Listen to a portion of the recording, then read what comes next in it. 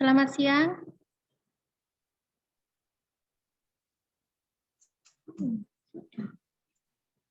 Ini cuma suara tok. Ibu-ibu sudah mendengar suara saya? Dengar, Dok. Silakan, Nggih, Dokter. sampun jelas nggih. Nggih. Pertama-tama saya ucapkan banyak terima kasih kepada Pokariswa dan kepada community Mam Hijaber Community yang meluangkan waktu memberikan saya kesempatan untuk sharing tentang tips-tips sehat dalam melaksanakan puasa Ramadan. Di sini ibu-ibu sudah hari kedua nggih puasa dalam menyambut Ramadan ini. Ini adalah hari kedua sehingga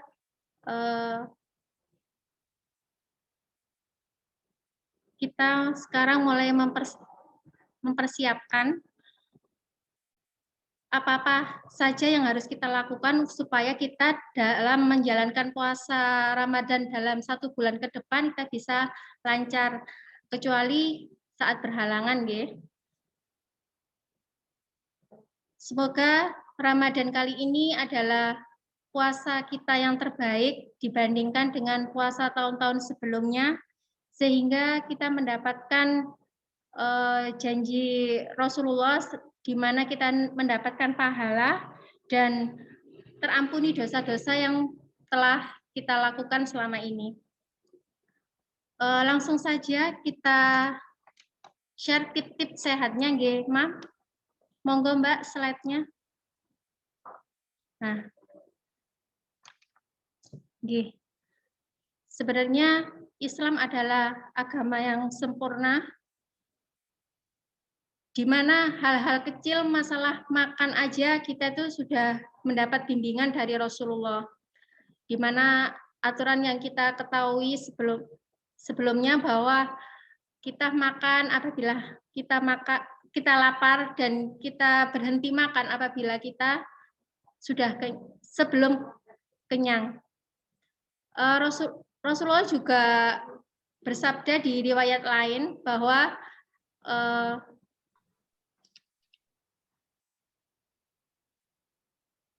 seperti yang tertutup slide, seperti yang tercantum dalam slide, bahwa tidaklah sesekali manusia memenuhi sebuah wadah pun yang lebih berbahaya kecuali perutnya. Cukuplah bagi anak Adam beberapa suap makan untuk menegakkan tubuhnya.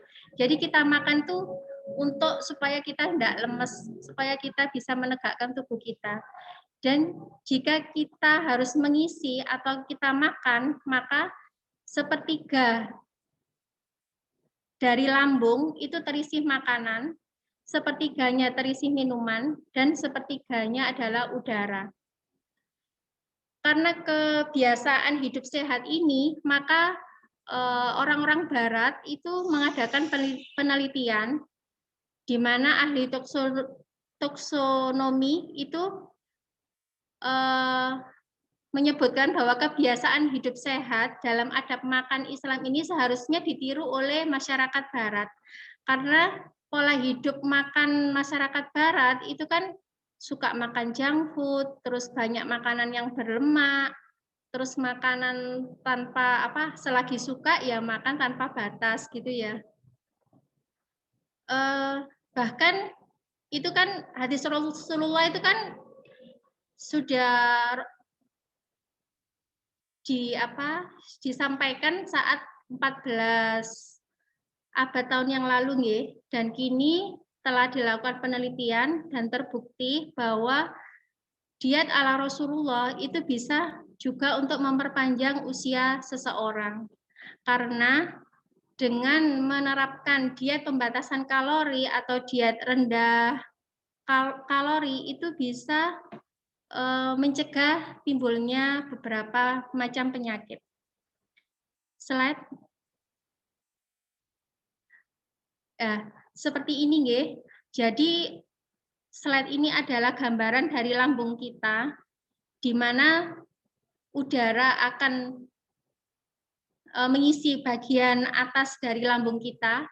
Yang paling bawah adalah makanan yang kita makan. Sedangkan kapasitas lambung kita itu bisa sampai 5 liter. Ya. Tapi kalau makanan kita itu cukup kita isi antara 1 sampai 1,5 liter. Jadi pada umumnya manusia makan sekitar itu. Sepertiganya juga air. Jadi kalau semuanya kita isi penuh, separuh makanan, separuh air, maka istilahnya kita kan besesek ya, terasa penuh dan rasanya kita mau muntah. Nah itu. Jadi harusnya kita sepertiga makanan, sepertiga air, dan sepertiganya adalah udara. Oke, slide. Tip-tip sehat kita yang pertama adalah makan sesuai dengan porsi normal, di mana porsi makan kita seperti di gambar segitiga, 3-5 porsi itu adalah makanan pokok. Kalau kita puasa, sebaiknya kita makan makanan yang tinggi serat. Jadi kalau makanan pokok yang disarankan adalah beras merah. Terus 3-4 porsi adalah sayur. Sedangkan buah 2-3 porsi yang harus kita penuhi. Dimana kalau kita puasa maka buah yang banyak mengandung airnya. Misalnya semangka, melon, jeruk, mangga, ya sejenisnya yang banyak mengandung kandungan airnya. Dan yang paling penting adalah yang segitiga atas, yaitu 2/3 porsi lauk hewani atau lauk protein nabati. Jadi porsi makan kita jangan sampai separuhnya itu adalah karbohidrat, terus 1 porsinya sayur dan 1 porsinya tempe, maka kurang nggih. Jadi kita porsinya seperti ini. Jadi kalau kebutuhan kita kalau puasa, maka pertinggi jumlah protein dan jumlah sayur sama buah. Jadi yang poin pertama yaitu konsumsi buah dan sayur. Yang kedua, batasi makanan lemak, terutama lemak hewani. Dan yang penting adalah jangan minum minuman yang bersoda atau kopi, karena kandungan kafeinnya itu bisa memicu kita sering buang air kecil. Hal itu akan membuat kita dehidrasi.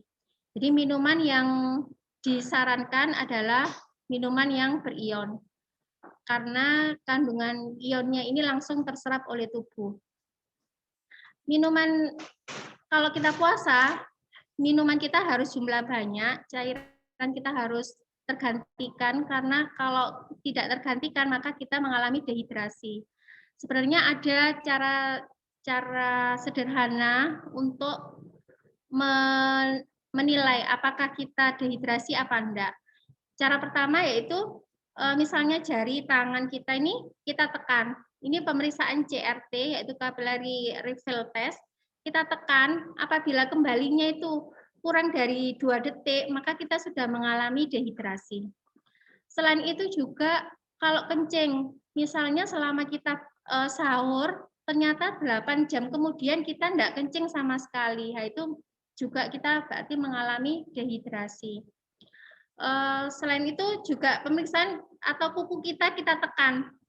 Kuku kita tekan, itu kembali merahnya itu kurang dari 2 detik atau lebih dari 2 detik. Atau cara yang biasa kita lakukan juga cara cubit ya. Cara cubit kembalinya itu lebih dari 2 detik atau enggak. Itu adalah cara mengetes apakah kita mengalami dehidrasi apa enggak. Karena kalau kita dehidrasi memang bisa memicu beberapa penyakit, misalnya atau keluhan ya, keluhan dehidrasi antara ringan sampai sedang sih kalau puasa. Jadi bisa kalau kita memang lama tidak kencing, otomatis kotoran itu akan mengendap di ginjal, di saluran kencing, maka akan bisa menimbulkan batu. Nanti jadi batu ginjal. Tapi semoga ya ibu-ibu minumnya yang banyak, konsumsi buah sayurnya yang banyak, biar kita terhindar dari dehidrasi. Tips untuk menghindari kita terhindar dari dehidrasi, yaitu gunakan aturan 2-2-4. Jadi minimal kita itu sehari minumnya itu 8 gelas. Jadi 2 gelas saat sahur, 2 gelas saat buka puasa, 4-nya ini saat kita malam hari. Bisa 2 gelas ini setelah terawih dan 2 gelas sebelum tidur. Terserah ibu lebih nyamannya gimana. Setidaknya 8 gelas ini kita tercukupi cairannya dalam 1 hari. Yang selanjutnya yaitu batasi konsumsi garam. Karena kalau kita banyak makanan yang asin-asin terutama saat kita sahur, maka nanti akan berefek kita cepat haus saat puasa nanti. Karena tubuh mengkompensasi garamnya ini dengan menyerap cairan dalam jumlah banyak. Nanti kita perjelas nanti dari tanya jawab nih, saya sharingnya sekilas saja. Nah, untuk ukuran takaran kita kan nggak tahu ya berapa porsi-porsinya. Seperti ini takarannya. Jadi kalau protein seukuran telapak tangan, kalau lemak cuma jempol, kalau sayuran itu 2 jari jemari, 2 jemari tangan, terus kalau karbohidrat segenggam. Oke, slide. Tip yang kedua yaitu lakukan olahraga 3-5 kali seminggu, yaitu selama 30-40 menit. Ini olahraga yang dilakukan, olahraganya yang santai ya, olahraga yang kecil, seperti sepeda santai, jogging, yoga, yang bertujuan untuk meningkatkan daya tahan tubuh. Yang selanjutnya juga kita harus, walaupun puasa, harus tetap aktif setiap hari. Jangan, walaupun ada hadisnya tidur pun, kalau kita puasa tidur pun juga mendapat pahala, tapi lebih baik lagi kalau kita juga beraktivitas, melakukan suatu amal kebaikan, itu kan nanti dapat pahalanya lebih banyak. Oke, slide. Pola tidur yang cukup. Jadi tidur itu memang tergantung kebiasaan. Semakin tambah usia, biasanya lama tidurnya itu akan semakin berkurang. Bahkan banyak kakek-kakek atau nenek-nenek kan malah susah tidurnya. Jadi jam 12 malam atau jam 1 malam itu sudah terbangun. Untuk kebiasaan hidup sehatnya, kita minimal tidur malamnya itu 6-8 jam, sedangkan tidur siang ini juga disunahkan ya. Jadi enggak lama, cuma 20-30 menit itu bisa memulihkan energi. Jadi kalau sunahnya itu sebelum zuhur atau antara zuhur sama asar. Terus pastikan cukup cairan dan ion pada waktu sahur dan berbuka puasa agar tidak dehidrasi. Oke, lanjut. Nah, ini tips selanjutnya adalah sebaiknya awal-awal puasa itu dilakukan pemeriksaan indeks mass test, di mana body mass index ini adalah berat badan dibagi tinggi badan dalam meter kuadrat. Apabila nilainya antara 18,5 sampai 23 berarti tubuh kita kisaran normal. Tapi apabila lebih dari 23 maka kita dikatakan obes atau kegemukan, sedangkan bila kurang dari 18,5 berarti kita dikatakan kurus.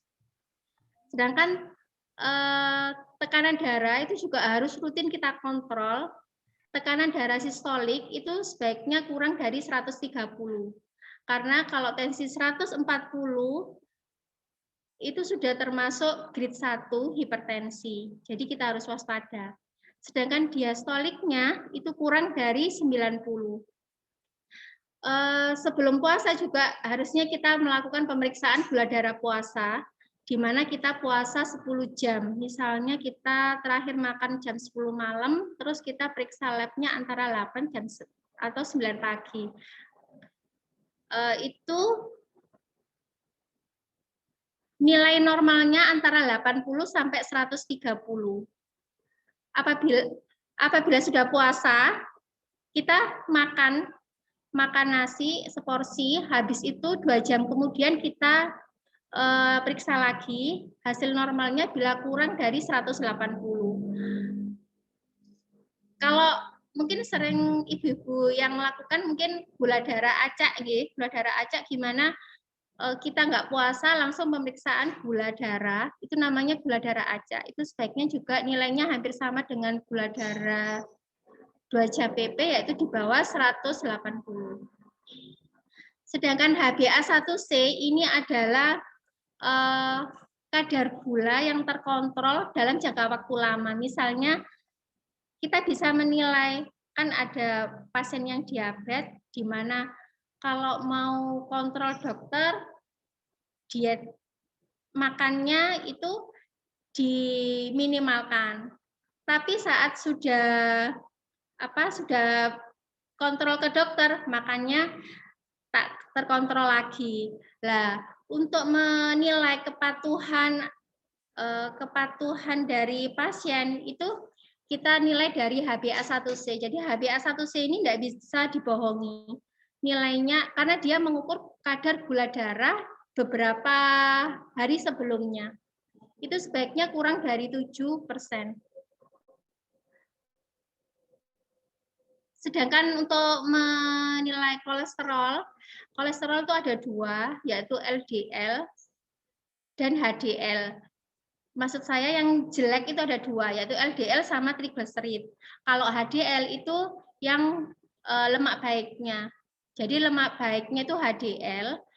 Pada laki-laki nilainya lebih dari 40, sedangkan bagi perempuan lebih dari 50 mg per desiliter. Sedangkan LDL itu lemak kolesterol yang jelek, ini sebaiknya kurang dari 100, tapi kalau punya penyakit kardiovaskuler itu malah direkomendasikan kurang dari 70 mg per desiliter.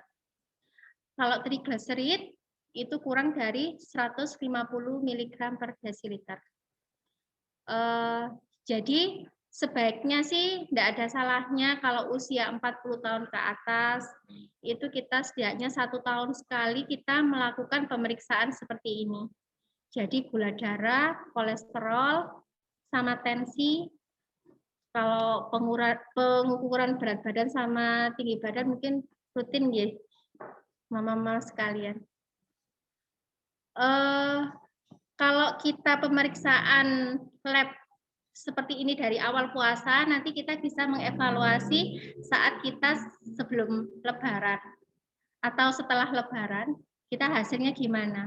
Jadi antara sebelum Ramadan dan setelah Ramadan, nanti kita hasilnya kita cocokkan.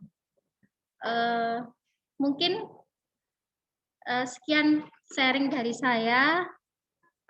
Saya lihat dari chat beberapa pertanyaan, nggih. Monggo. Pertanyaan. Aku izin tambahin dari Poka Riset dulu ya, Dr. Atik sama Mam Nizam. Iya, silakan Mbak Febri.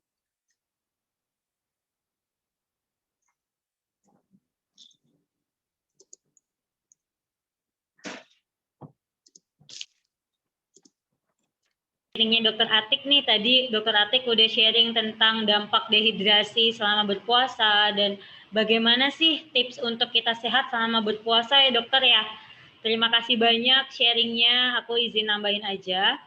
Nah, Jadi saat kita berpuasa dan dehidrasi, kita harus ada namanya pembatasan makan dan minum selama kita berpuasa, yaitu selama 13 sampai 14 jam. Setelah itu, kita juga sedang di musim pancaroba ya, ibu-ibu, di suhu di antara 31,9 derajat Celcius sampai 35,9 derajat Celcius. Dan kita pun saat berpuasa tetap beraktivitas normal seperti biasa, supaya lebih berproduktif dan tetap beraktivitas seperti biasa. Nah, saat kita berpuasa, ini resiko dehidrasi itu lebih tinggi saat kita berpuasa. Nah, sedangkan kita itu harus khusyuk untuk berpuasa dan untuk mencegah adanya dehidrasi. Nah, tadi Dokter Atik sudah menyampaikan tentang cara pengecekan dehidrasi ya Bu Ibu, dengan memencet jari, dan itu menurut aku baru tahu ada bisa untuk cek dehidrasi secara simpel ya Dokter Atik. Makasih banyak sharingnya. Nah, dan saat kita dehidrasi ini dampaknya itu banyak banget Bu Ibu. Jadi yang pertama, mood kita jadi turun, terus jadi ngerasa pusing, sakit kepala, dan kewaspadaan kita tuh jadi berkurang, ditambah terjadinya cepat lelah dan adanya kram otot. Tadi juga sudah disampaikan Dr. Atik bahwa kita bisa cek dehidrasi nih melalui urin yang keluar atau air kencing ya Dr. Atik. Jadi saat kita dehidrasi, warna urin kita itu akan berwarna lebih gelap dan pekat. Berikut adalah visual kalau kita dehidrasi ataupun tidak dehidrasi.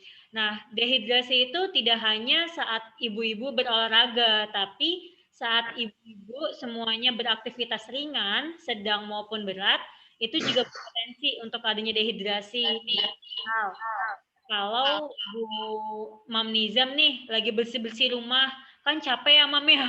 Kadang kita harus bersih rumah, masih masak di dapur, masih ngurus anak, dan itu juga berpotensi untuk Mam semuanya itu akan dehidrasi, sehingga kita harus jaga nih hidrasi tubuhnya dengan baik dengan konsumsi minuman berion. Sebab saat kita dehidrasi itu akan mengganggu untuk kekhusyukan kita saat ibadah puasa. Nah, ini tips supaya dehidrasi. Yang pertama, banyak konsumsi buah dan sayur. Contohnya tuh ada mentimun dan tomat yang mengandung banyak air. Kenapa? Untuk meningkatkan intake cairan dan vitamin. Nah, yang kedua, pastikan cukup cairan dan ion pada waktu sahur dan berbuka puasa. Itu kenapa? Untuk kita salah satu cara untuk menjaga cairan tubuh yang akan keluar dan terserap oleh tubuh.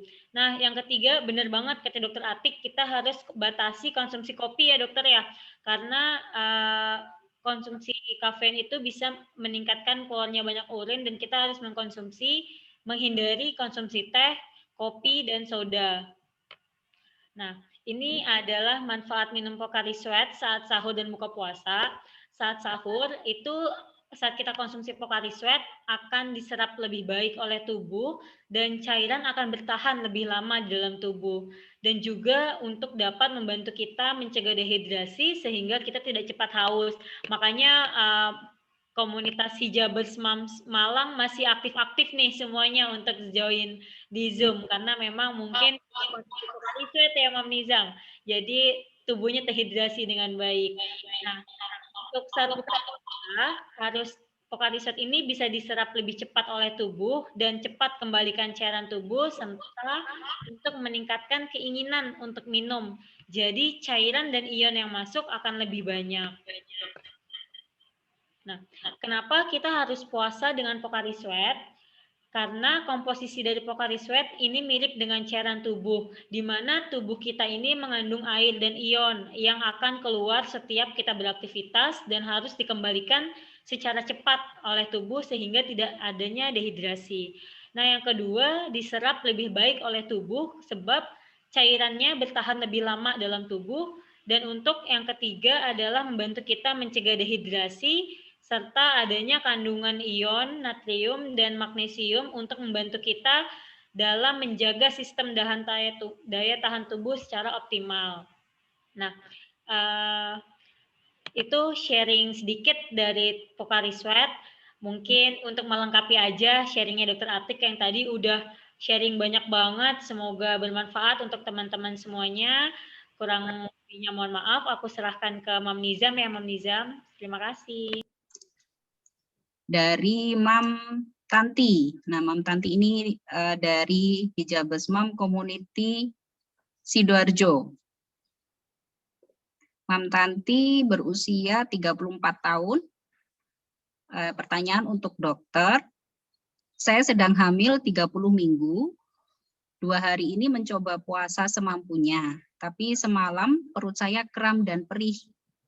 Hari ini saya coba setengah hari. Mohon kiat dan tipsnya puasa sehat saat pandemi untuk ibu hamil. Kemudian untuk Kak Febri, saya punya stok kemasan botol 2 liter Pocari Sweat. Kapan dan berapa lama durasi waktu yang baik untuk menyimpan dalam lemari es? Silakan dokter. Untuk kasus ibu hamil 30 hari nggih.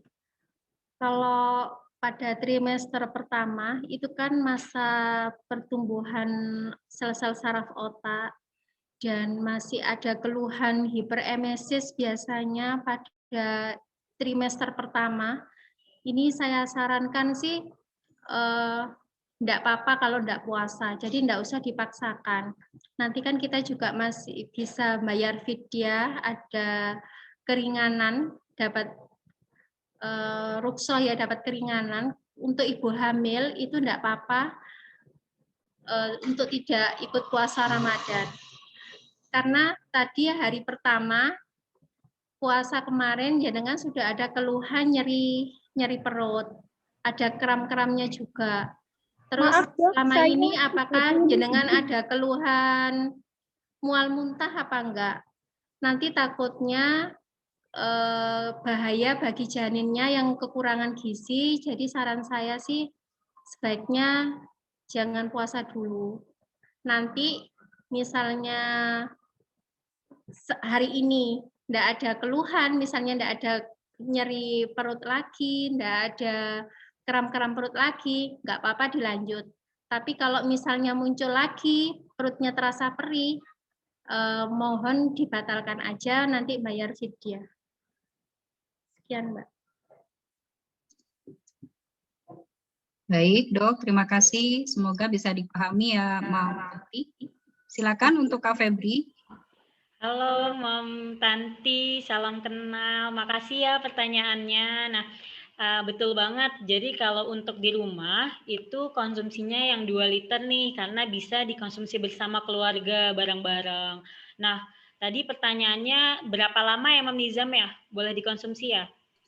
Iya, di sini Mam Tanti bertanya, saya punya stok kemasan botol 2 liter Pocari Sweat. Kapan dan berapa lama durasi waktu yang baik untuk disimpan di dalam lemari es? Betul. Nah, jadi kalau untuk disimpan di kulkas ataupun tidak, itu bisa, kalau disaranin sih langsung dihabiskan, karena memang kan hidrasi tubuh kita harus terjaga dengan baik, jadi memang harus segera dihabiskan. Namun jika memang perlu untuk disimpan, itu bisa dan tidak ada aturannya harus berapa lama, karena memang Pocari Sweat ini aman untuk dikonsumsi setiap hari, dan berdasarkan penelitian ilmiah, jadi memang bisa ditaruh di kulkas dulu, namun disarankan kalau bisa dihabiskan, karena memang tubuh kita ini gampang untuk mengeluarkan keringat dan gampang dehidrasi, dan itu harus tercukupi tubuh kita itu cairannya supaya tidak dehidrasi seperti itu. Semoga menjawab ya, Mam Tanti ya. Ya, baik. Semoga bisa dipahami ya, Mam Tanti. Terima kasih atas pertanyaannya. Kemudian next pertanyaan dari Hiro Umu. Oh, ternyata nama akunnya Hiro Umu, di sini nama aslinya Mam Eti ya. Mam Eti usia 57. Pertanyaannya, bagaimana tips puasa sehat untuk saya yang berat badan sangat kurang? TB ya maksudnya ya. TB 160, kemudian BB 35 sampai 36. Silakan, Dok. Mungkin bisa dibantu. Jadi hasilnya berapa, Mbak? Body mass index-nya tadi jadi berapa? Kalau memang body mass index-nya kurang dari 18, berarti kan memang kategori masih kurus, nggih. Jadi memang perlu tambahan nutrisi yang lebih. Kalau memang normalnya kita itu butuhnya 200 kalori dalam sehari, maka bisa kita tingkatkan sampai kita naikkan. Sebenarnya manusia itu ada dua. Ada manusia yang cenderung kandungan lemak kuningnya itu lebih banyak daripada lemak coklat. Tapi ada juga manusia yang lemak coklatnya itu lebih banyak daripada lemak kuning. Di mana fungsi lemak kuning dan lemak coklat ini berbeda. Jadi lemak kuning itu fungsinya cenderung membuat kita gemuk. Jadi kadang makannya sedikit, sudah porsinya sedikit, aktivitasnya juga banyak, tapi kok ya gampang gemuk kan gitu.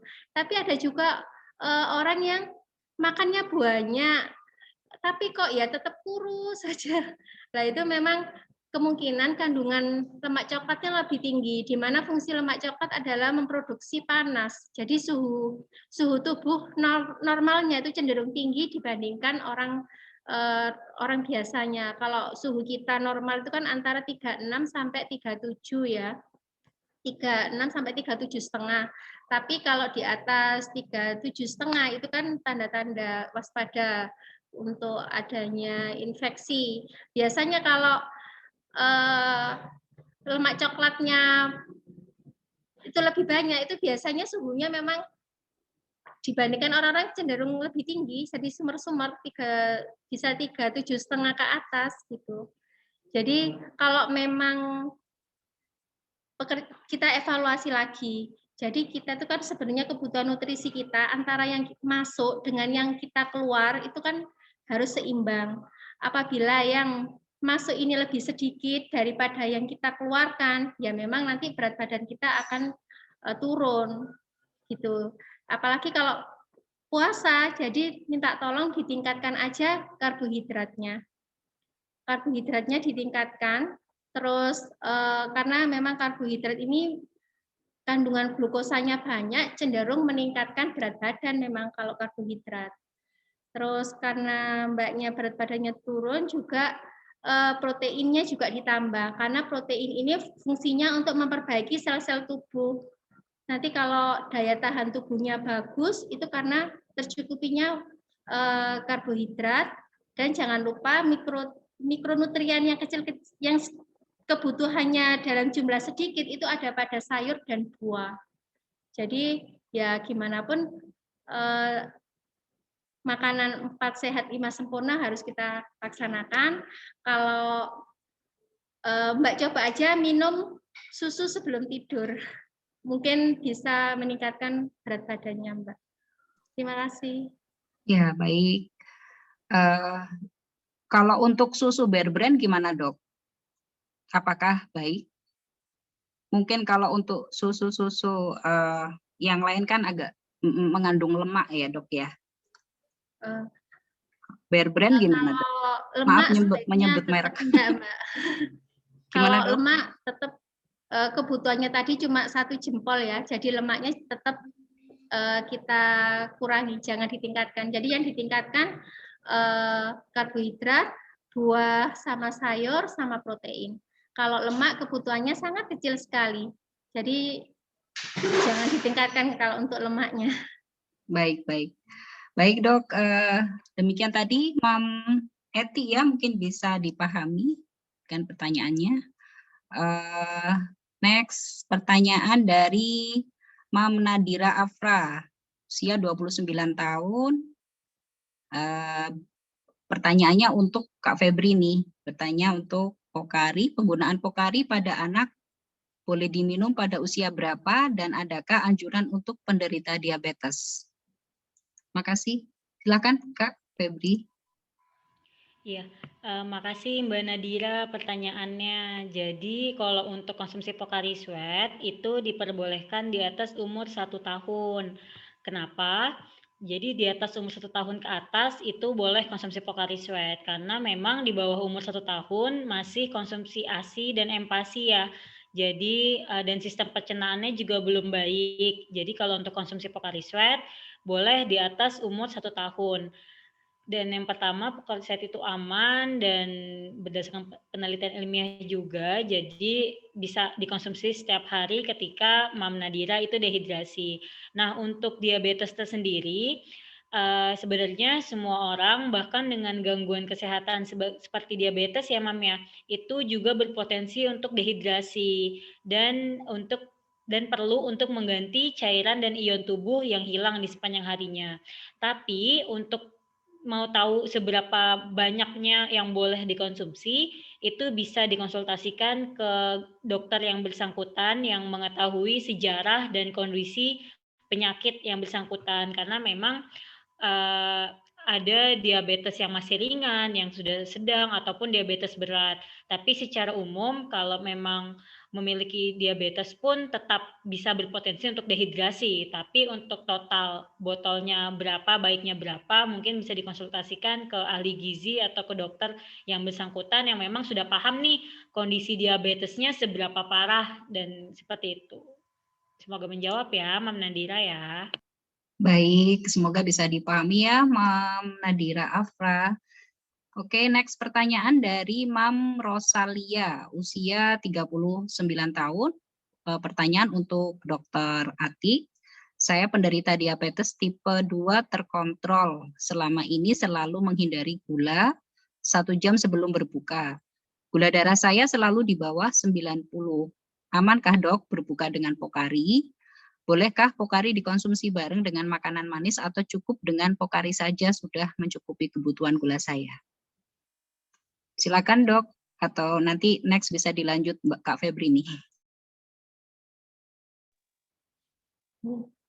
Alhamdulillah Mama gula darahnya terkontrol nggih dengan 90. Jadi ini masih terapi obat ini nggih, obat diabetesnya masih nggih sesuai dengan rekomendasi dokternya. Jadi tetap pada kasus pasien dengan diabetes itu yang lebih mengkhawatirkan itu adalah terjadinya hipoglikemi. Jadi karena takut gula darahnya naik, malah enggak mau makan, nah itu lebih bahaya nanti. Jadi Ibu makan aja sesuai porsi yang dianjurkan oleh ahli gizi untuk penyakit diabetes. Terus diet manisnya juga Bu ya. Jadi gulanya jangan pakai gula harus pakai gula khusus diabetes. Susunya pun juga mohon susunya juga pakai susu diabetes. Saya tidak menyebutkan merek. Ini kan sangat penting untuk usianya jenengan. Jadi minuman Pocari tidak apa-apa. Nanti lebih jelasnya sama Mbak Febri ya, masalah Pocari. Tapi jangan gandeng sama makanan manis, Bu. Jadi untuk penyakit atau untuk penderita diabetes, saya tidak merekomendasikan makan makanan manis. Jadi makanan manisnya pun dari buah. Buah itu kan kurma enggak apa-apa. Tapi kalau buah yang berasa manis itu jangan. Khawatir saya kalau misalnya makan melon, walaupun melon itu tadi saya merekomendasikan untuk buka puasa, tapi kalau konsumsinya banyak, saya takut nanti diabetesnya naik. Atau semangka yang manis itu juga bisa menaikkan kadar gula juga. Jadi mohon rutin melakukan cek gula darah. Barangkali Ibu punya cek gula darah yang pemeriksaan sendiri dengan ujung jari itu nggih, sudah bisa. Nanti kalau jenengan bisa melakukan pemeriksaan sendiri itu lebih bagus. Jadi jenengan bisa ngontrol gulanya sendiri. Tentunya nanti kira-kira gini, jadi saya habis makan, nanti gula darah saya berapa diperiksa. Tapi ya setidaknya seminggu sekali dilakukan pemeriksaan itu, Bu. Jadi kalau habis makan berapa, kalau sebelum berbuka gula darahnya berapa, itu lebih baik lagi. Kalau di RSI Aisyah itu dokter penyakit dalam itu kan Dokter Camelia. Dokter Camelia itu bersedia menerima anjuran makan, misalnya saya periksa darah dokter gulanya sekian, habis itu saya boleh makan ini, itu dengan WA bisa. Monggo, itu dari saya. Mbak Febri, bisa dilengkapi? Iya, terima kasih Dokter Atik. Jawabannya tadi sudah lengkap nih jawabannya Dokter Atik. Jadi untuk yang diabetes seperti tadi ya, jawaban dari aku, Pocari Sweat itu aman, namun untuk total berapanya bisa dikonsultasikan ke ahli gizi terkait yang mengetahui sejarah penyakit diabetes yang bersangkutan. Sebagai informasi tambahan, efek dari konsumsi makanan ataupun minuman yang memiliki rasa asam pada penderita MAH ataupun diabetes dan lain sebagainya itu tergantung pada sensitivitas masing-masing individu. Tapi secara umum Pocari Sweat ini aman. Seperti itu. Cukup, Mam Nizam, mungkin yang lain? Baik, Masya Allah luar biasa sekali ya pertanyaannya dari dokter dan Kak Febri dari Pocari. Next kita lanjutkan pertanyaan berikutnya dari Devi Wulandari. Ya, ini dari saya sorot dari atas saja ya, Mom. Assalamualaikum, perkenalkan saya nama Devi, usia 25 tahun. Pertanyaan untuk dokter. Minum yang tepat selama puasa agar kebutuhan cairan dapat terpenuhi dengan baik. Minum apa yang tepat mungkin ya? Pocari. Pocari ya. Minum Pocari deh, Mom. Silakan, Dok. Iya Mbak, minum minuman yang berion ya. Kita kan Pocari ini sudah terbukti memang kandungan Pocari itu hampir sama atau mendekati dengan cairan tubuh kita. Jadi kalau kita minum minuman yang berion, otomatis langsung terserap oleh tubuh. Kalau Mbak suka sama buah, bisa pakai jus. Jus itu juga bagus, misalnya jus melon atau jus jeruk. Pokoknya semua jus itu bisa bagus juga. Kalau Mbak misalnya minta alami, ya pakai jus buah untuk memenuhi kebutuhan cairan. Jadi minimal boleh lebih ya, seperti saya sampaikan tadi, kebutuhan cairan kita minimal sehari itu 8 gelas. 8 gelas itu kalau misalnya jenengan merasa masih haus, masih kurang, jadi monggo bisa lebih dari 8 gelas. Karena sinyal haus itu adalah sensor dari tubuh kita bahwa kita itu kekurangan cairan. Jadi kalau kita haus, ya langsung aja kita minum. Jadi, oh tadi saya sudah minum 8 gelas, tapi kok saya masih haus, ya monggo minum aja. Tidak apa-apa, lebih dari 8 gelas pun tidak apa-apa. Terima kasih. Masya Allah, baik tipsnya. Ke Pocari lagi ya, minumnya yang berion ya, Mom, ya Dok ya. Baik, pertanyaan berikutnya datang dari Mam Hesti Kristiani, usia 38. Pertanyaan untuk dokter. Assalamualaikum Dok, saya mau bertanya, anak saya usia 7 tahun dan dia puasa, bagaimana agar gizi anak saya tercukupi? Soalnya anak saya ini susah makan dan tidak mau minum susu. Silakan Dok.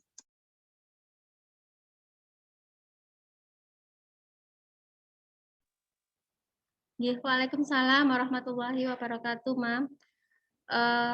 Untuk si kecil usia 7 tahun itu memang kadang ada yang susah makannya.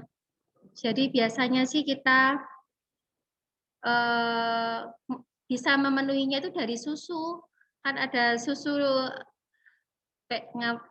saya nyebut merek ya, susu Pediasur atau yang komplit dari Babylac, itu kan tambahan nutrien ya. Tapi apabila adiknya tidak mau susu, berarti ya kita harus menuruti permintaannya.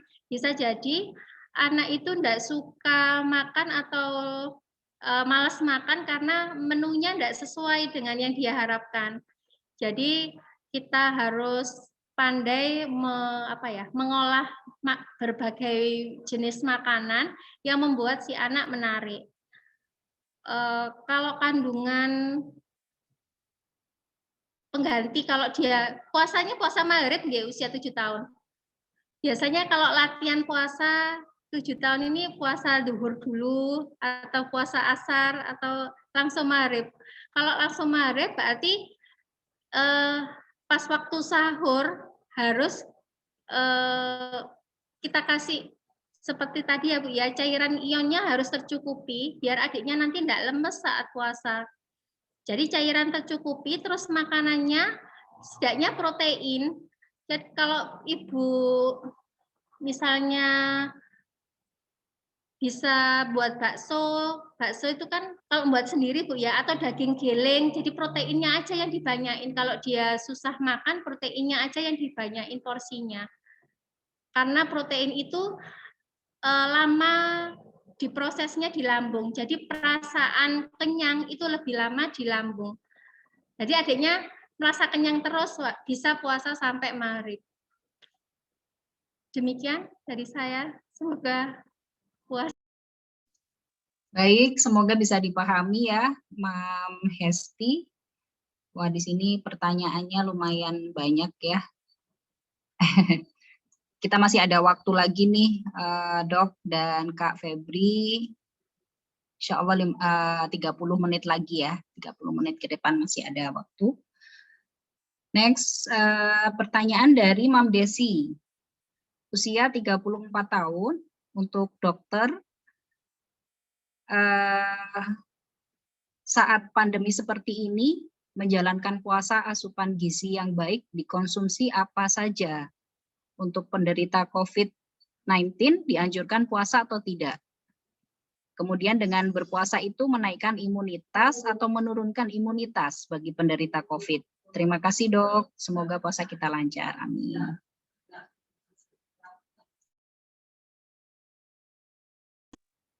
Waalaikumsalam warahmatullahi wabarakatuh, Mbak Desi. Saya coba menjawab nggih. Untuk diet tadi sudah dari awal presentasi saya tadi sudah saya jawab nggih. Jadi takaran konsumsi yang baik untuk kita lakukan saat puasa atau saat hari-hari saat kita tidak puasa. Sedangkan untuk penderita COVID itu kan memang yang diharapkan untuk naik itu kan imunitas. Jadi saya menganjurkan untuk tidak puasa. Jadi bukankah puasa itu kan tidak wajib nih bagi yang sakit? Karena memang penderita COVID kan ada beberapa macam ya, ada yang bergejala, walaupun PCR-nya positif ternyata ada yang tak bergejala. Ada juga PCR-nya positif tapi gejalanya ringan. Dan ada yang PCR positif dengan gejala berat. Kalau berat, ini kan memang tidak boleh puasa ya, karena memang pengobatan di rumah sakit dan dia harus dirawat di rumah sakit. Terus kalau ada gejala ringan, ini kan untuk aturan di Malang, kalau PCR positif dengan gejala ringan itu juga harus masuk di rumah sakit lapangan. Jadi isolasi mandirinya di rumah sakit lapangan. Kalau di sana misalnya saturasi oksigennya masih normal, terus gejalanya itu kalau di sana tuh ada gejala ringan, ini saya tetap anjurkan untuk tidak puasa. Sedangkan untuk pasien dengan PCR tapi tidak ada gejala apapun, nah ini mungkin bisa dicoba untuk puasa. PCR ini kan dihitungnya itu kan dari hari pertama pemeriksaan sampai hari 10 kemudian. Jadi masa bahaya COVID itu adalah masa inkubasinya selama 10 hari. Jadi kalau misalnya ada keluhan di hari pertama, terus kita lakukan pemeriksaan PCR ternyata hasilnya positif, maka sebaiknya 10 hari pertama ini kalau ada keluhan jangan puasa selama 10 hari. Tapi misalnya setelah 10 hari ini tidak ada keluhan, baik-baik aja, ya monggo sudah aman, berarti hari ke-11 sampai selanjutnya ini sudah aman. Bahkan sekarang untuk penerima vaksin itu setelah 3 bulan 3 bulan terkena COVID ini boleh divaksinasi. Jadi penjelasan saya seperti itu. Apakah ini penderita COVID ini bergejala atau tidak? Tapi kalau ada gejalanya sebaiknya tidak puasa. Tapi kalau nggak ada gejala, ya bisa dicoba untuk berpuasa. Baik, semoga bisa dipahami ya, Mam Desi. Baik, saya lanjutkan saja dengan pertanyaan berikutnya dari Mam Erdiani. Usia 39, pertanyaan untuk dokter. Bagaimana pertanyaan untuk Dokter Atik dan Pokari, bagaimana asupan gizi untuk penderita diabetes berusia 65 tahun? Apakah Pokari Sweat aman bagi penderita diabetes? Silakan, Dok.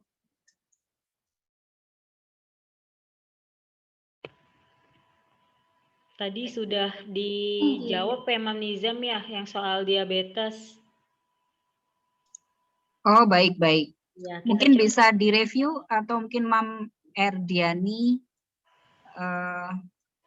Oke, skip ya. Silakan mungkin bisa direview. Aku bantu review lagi ya jawaban Dokter Atik tadi.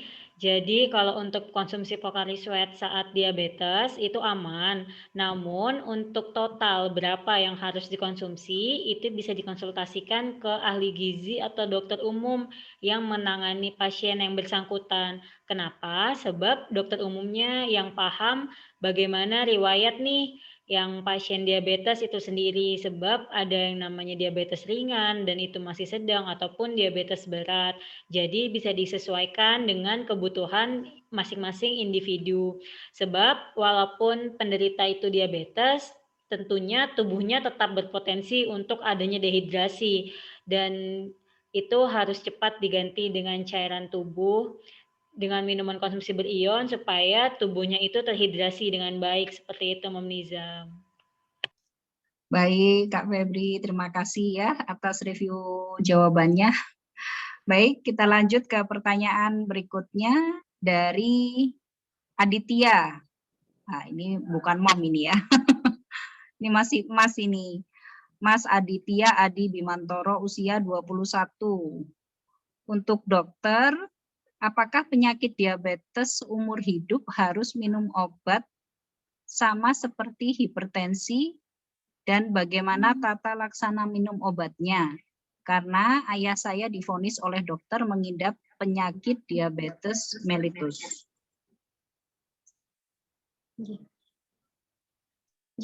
Memang kalau dokter sudah mendiagnosa pasien tersebut terkena diabetes, maka pengobatannya ini memang seumur hidup karena produksi insulin pada pasien itu terjadi penurunan. Karena terjadi penurunan, sementara glukosa itu baru bisa diserap oleh tubuh, itu kan dengan bantuan insulin. Untuk mencukupi biar tidak terjadi penumpukan glukosa di dalam darah, maka perlu asupan obat untuk mengatur supaya gula dalam darah itu dalam kondisi tetap normal. Jadi memang minum obatnya seumur hidup, Bu. Jadi kayak hipertensi kan juga gitu. Jadi kita dikatakan tensi kita terkontrol apabila kita minum obat. Tapi bila kita evaluasi kemudian apabila dengan minum obat X, terus dalam waktu 3 bulan berturut-turut dan tensinya itu tetap dalam kondisi normal terus, maka dosis obat dengan secara perlahan akan kita turunkan. Apabila dengan dosis rendah ini, kita evaluasi lagi dalam 3 bulan ke depan. Bila dalam 3 bulan ke depan ternyata tensinya sudah tetap normal juga, berarti kita bisa baru lepas obat. Untuk diabetes juga gitu. Kita coba dulu. Jadi kalau misalnya, tapi yang menurunkan dosis obat bukan jenengan loh ya. Jadi atas rekomendasi dari dokter. Karena penyakit diabetes itu ada 2 tipe. Ada yang terganggu apabila habis makan gula darahnya langsung naik, atau malah ada yang butuh waktu gula darahnya naik itu saat dia tidur. Jadi itu ada 2 macam obat, yang short time sama long time. Jadi ini perlu dikonsultasikan dengan dokter keluarga jenengan. Terima kasih. Baik, terima kasih Dok. Ya, sebelum menginjak ke pertanyaan berikutnya, sekali lagi di sini akan saya sampaikan bahwasanya webinar kesehatan ini, acara ini terselenggara atas kerjasama Hijabesmam Community Malang dengan Pocari Sweat. Baik, kepada para partisipan, mohon kiranya jika berkenan untuk on cam ya. Semoga sinyalnya bersahabat ya Moms. Baik, untuk pertanyaan berikutnya datang dari Mam Ila, usia 35. Ini pertanyaan untuk Kak Febri. Apakah Pocari boleh dikombinasikan dengan bahan lain untuk menjadi menu minimal tertentu? Misalnya seperti Sprite, maaf, jadi nyebut merek lagi nih. Mungkin minuman bersoda ya, maaf ya. Minuman bersoda yang bisa dibuat mojito, soda gembira, dan lain-lain. Silakan Kak Febri. Ya, makasih pertanyaannya, Mams. Jadi kalau untuk campuran minuman, lebih baik Pocari Sweat-nya dikonsumsi sendiri, sebab komposisi yang ada di Pocari Sweat supaya tidak tercampur dengan menu yang lain seperti itu. Jadi komposisi, kandungan, dan manfaat dari Pocari Sweat yang ada di Pocari Sweat itu bisa optimal nih dikonsumsi sama Mams semuanya gitu. Jadi cukup dikonsumsi terpisah seperti itu. Baik, semoga bisa dipahami ya Mam Ila. Next, pertanyaan dari Mam Rahma, usia 29. Bagaimana penyimpanan Pocari 2 literan yang baik, Kak? Nah, ini untuk Kak Febri ya. Bisakah Pocari menjadi campuran minuman?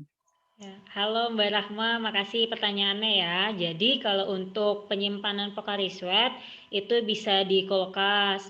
Kalaupun di suhu ruang, kalau bisa segera dihabiskan karena cairan yang ada di tubuh kita itu kan gampang keluar. Jadi setiap kita konsumsi Pocari Sweat, kalau bisa segera dihabiskan supaya tubuh kita juga terhidrasi dengan baik. Dan untuk campuran dengan menu lain, seperti yang sudah aku sampaikan sebelumnya, bisa dikonsumsi secara terpisah supaya komposisi, kandungan, dan manfaat yang ada di dalam Pocari Sweat itu bisa dirasakan secara optimal seperti itu. Semoga menjawab ya Mbak Rahma ya. Baik, terima kasih. Terima kasih atas pertanyaan-pertanyaannya, Mam Rahma. Semoga bisa dipahami. Ya, kita lanjut dari Mam Krisna, usia 51. Pertanyaannya, saya sering mengantar tamu untuk pergi-pergi ke luar kota. Kadang Pocari tersimpan di mobil dengan jangka waktu lama. 2 hari itu yang 2 liter ya, kondisi terbuka. Sudah dibuka segelnya, kira-kira masih aman nggak dikonsumsi, Kak? Silakan Kak Febri. Ya, dari Pocari Sweat itu kan tidak ada expired date-nya ya Mbak, ya Mam ya. Jadi best before-nya itu masih bisa dikonsumsi selama rasa dan packaging-nya itu nggak rusak. Jadi Pocari Sweat itu tetap aman dikonsumsi selama rasanya tidak tercampur dengan yang lain dan kemasannya juga tidak rusak, karena khawatir saat di mobil itu ada kerusakan atau ada yang mengganggu isi dari Pocari Sweat itu sendiri seperti itu. Tapi pada dasarnya Pocari Sweat ini aman walaupun kita tidak ada expired atau kadaluarsa, tapi adanya best before. Jadi lebih baik dikonsumsi sebelum tanggal yang tertera seperti itu.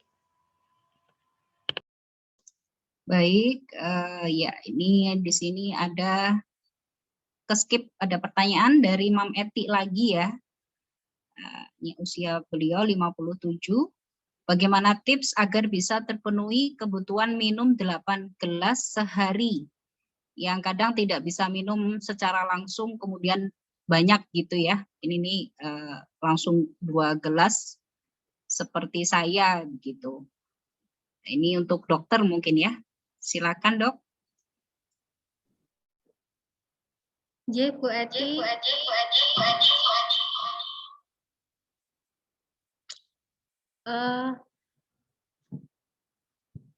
Kita bisa mengatur diri kita sendiri, Bu ya. Jadi tidak harus 1 gelas langsung klek-klek habis, ya enggak. Jadi saat kita makan, misalnya habis buka, pertama kita mulai 2 gelas tadi kan, yang pertama pas sahur, 2 gelas sahur. Jadi pas waktu bangun tidur, jenengan minum aja 1 gelas atau setengah gelas. Setelah itu kan manasin lauk atau apa, jenengan minum setengah gelas lagi. Nah, setelah makan, jadi cukup 1 gelas. Nah, nanti saat pas buka, kita kan butuhnya 2 gelas, ya. Jadi jenengan buka dulu dengan kurma atau minuman. Minumnya setengah gelas dulu misalnya. Nah, terus jenengan misalnya sholat. Setelah sholat, jenengan minum lagi, baru makan. Jadi setelah makan, jenengan bisa minum lagi 1 gelas. Terus nanti kalau misalnya yang keempat untuk malam hari, jadi jenengan sebelum misalnya setelah terawih itu kan kita habis aktivitas, atau jenengan bawa aja 1 botol minuman pas waktu terawih. Saat terawih itu kan kita melakukan kegiatan ya, insya Allah nanti pasti haus. Jadi pas waktu terawih, selang terawih, antar jeda rakaat itu jenengan minum. Jadi insya Allah nanti bisa habis 1 gelas atau 2 gelas pas waktu terawih. Terus nanti pas waktu sebelum tidur juga minum, itu enggak bisa setengah gelas dulu.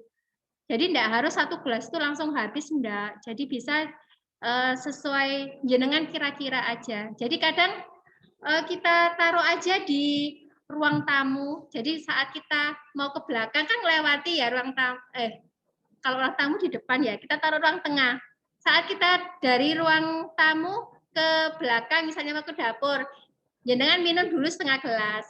Nanti pas waktu dari belakang ke depan, nah itu minum lagi. Yaitu masalah trik-trik jenengan aja sih, Bu. Insya Allah 8 gelas itu enggak berat. Kalau jenengan rutin buah sama sayurnya banyak, enggak harus 8 gelas, enggak apa-apa. Karena di dalam buah maupun di dalam sayur itu kan juga sudah ada kandungan airnya. Cuman memang sebaiknya 8 gelas itu dari minuman.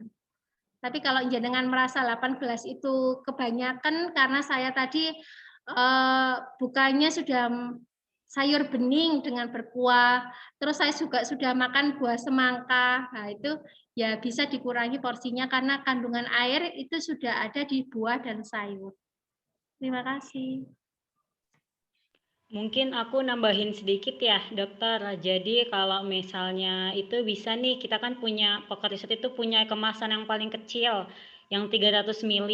Jadi Mams bisa untuk bawa kemasan yang paling kecil saat beraktivitas, mungkin saat terawih, dan terakhir, maksudnya setelah terawih mungkin bisa untuk dibawa, karena kan itu lebih efisien ya, Mam. Gitu. Baik. Ya, di sini ada pertanyaan lagi dari Mam Eti ya. Nanti untuk PPT, materi PPT dari dokter akan kami share ya setelah acara ini usai. Jadi ini tadi pertanyaan dari Mam Eti, bagaimana cara praktis mengetahui dehidrasi ya, yang tadi dijelaskan. Mungkin tadi terlewat gitu. Ada di materi PPT dokter ya, nanti akan kami share di grup WA.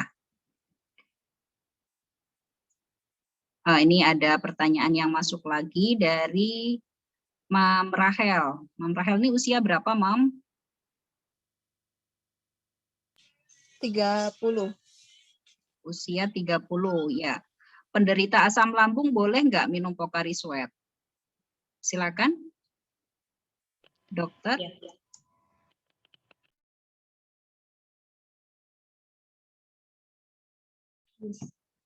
Ya. Pocari Sweat itu tidak mengandung asam, jadi insya Allah aman. Kalau pada pasien dengan gastritis itu memang tidak dianjurkan makan makanan yang terlalu asam karena nanti akan meningkatkan asam lambungnya. Kalau Pocari Sweat ini kan cairan ion, jadi insya Allah aman untuk penderita gastritis. Oh ya, saya infokan juga untuk pasien dengan riwayat gastritis itu hindari makan ketan, karena ketan itu juga bisa menyebabkan kambuh. Terus pola makannya harus rutin. Jadi kita juga harus menjalankan sunnah, di mana bukanya itu adalah disegerakan dan sahurnya itu diakhirkan. Supaya sakit lambungnya ini nggak gampang kambuh. Mungkin Mbak Febri bisa menambahkan? Betul. Jadi kalau untuk penderita MAH ya tadi, seperti yang tadi aku sudah sampaikan sebelumnya, pada dasarnya setiap konsumsi makanan dan minuman yang mengandung asam itu tergantung kepada sensitivitas masing-masing individunya itu sendiri.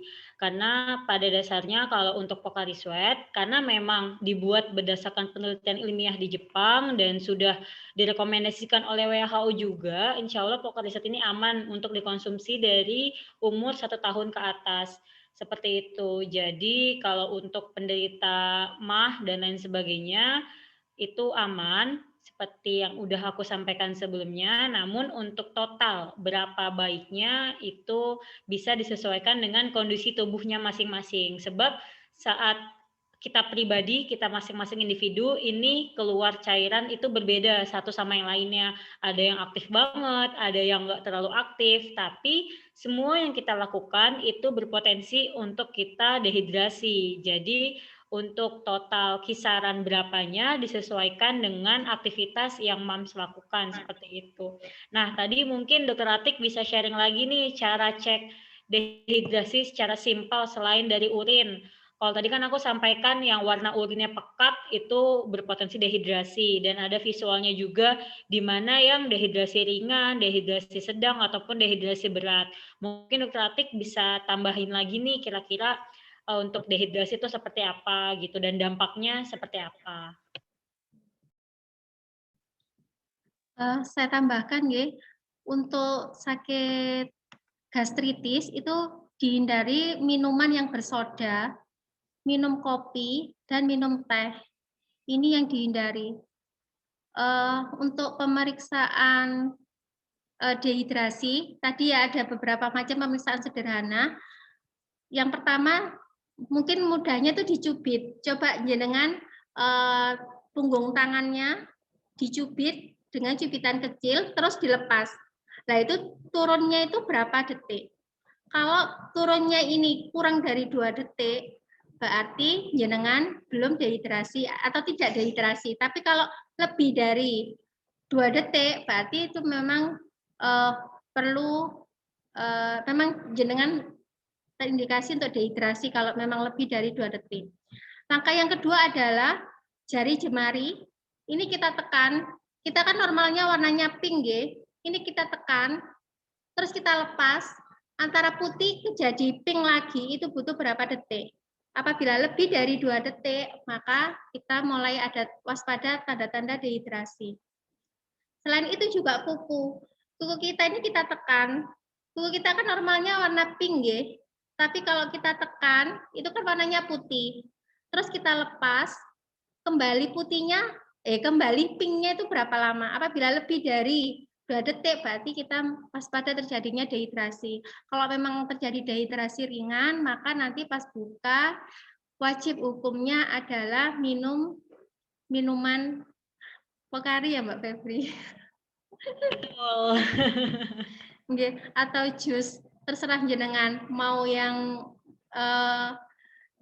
Mau langsung Pokari atau mau buat jus, monggo.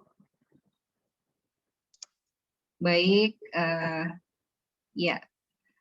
Baik, terima kasih Dok dan Kak Febri atas jawaban-jawabannya, luar biasa sekali. Ini waktunya sudah, karena waktu sudah terbatas ya, sudah menunjukkan pukul 2:28. Jadi tadi dari pertanyaan dari Mam Rahel, pertanyaan terakhir. Baik, semoga jawaban-jawaban baik dari dokter dan dari Kak Febri selaku pihak Pokari mungkin bisa memberikan jawaban yang maksimal, dan para moms juga bisa dimaksimalkan ya, dan bisa direalisasikan dalam kehidupan kita sehari-hari. Sehat berpuasa saat pandemi. Baik,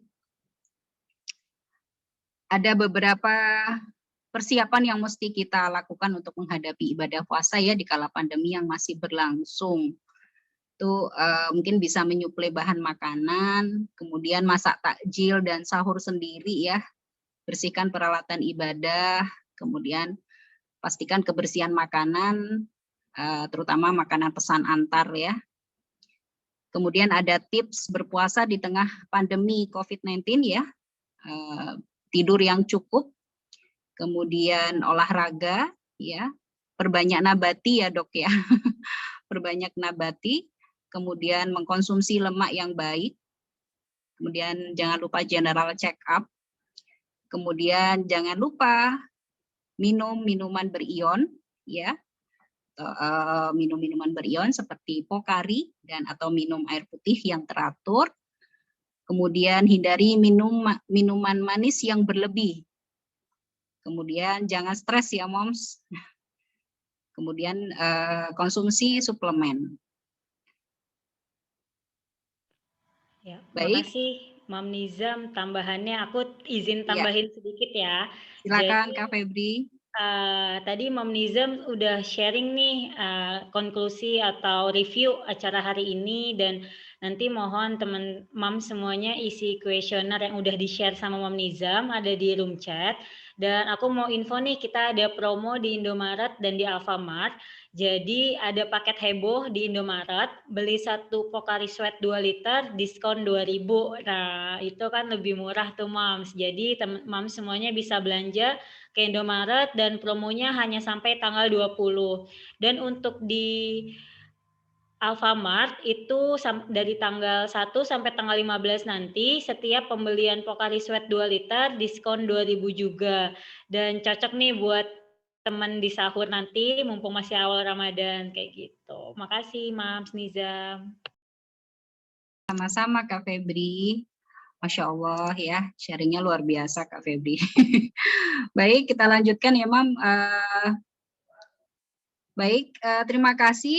Sebelumnya saya ucapkan kepada Dr. Ati selaku pemateri yang sudah berkenan menyampaikan pemaparannya hari ini dan bisa membagikan ilmunya yang luar biasa sekali. Insya Allah manfaat, maslahah, barokah ya. Kemudian terima kasih kepada para partisipan, kepada Pokari tentunya, kemudian kepada para moms, baik dari Hijabes Mom Community Pusat, Hijabes Mom Community Sidoarjo, Hijabes Mom Community Bekasi, dan mungkin ada HMC cabang lain mungkin yang di sini tidak di-rename ya, jadi saya tidak tahu. Baik, terima kasih kepada para moms, kepada para partisipan yang sudah berpartisipasi di webinar kali ini. Alhamdulillah ya yang sudah membersamai kami dari awal hingga akhir acara. Baik, saya Mam Nizam selaku moderator webinar dari HMC Malang pamit undur diri. Baik, izinkan saya untuk berpantun nih untuk menyemangati para moms ya yang sedang berpuasa 30 hari puasa Ramadan. Air tak minum, nasi juga tak makan. Sehari tidak memandang tuan, pokarilah solusi tubuh di badan. Bukan begitu Kak Febri? Jadi pokarilah ya solusi Betul, tubuh di Mam dada. Nizam. Baik, Bagus baik. banget pantunnya, Ya. Mam Nizam. Ya, baik. Saya tutup dahulu, nanti untuk pengumuman 3 penanya beruntung bisa disampaikan oleh Kak Febri ya. Saya tutup dulu saja ya, Kak. Silakan, Mam. Baik, saya tutup dulu ya, Moms. Mari kita baca doa kafaratul majelis. Subhanaka Allahumma wa bihamdika asyhadu an la ilaha illa anta astaghfiruka wa atubu ilaik. Salam ukhuwah, salam sehat selalu. Jangan lupa tetap mematuhi protokol kesehatan. Wabillahi taufik wal hidayah. Wassalamualaikum warahmatullahi wabarakatuh. Jangan meninggalkan tempat dulu ya, Mom.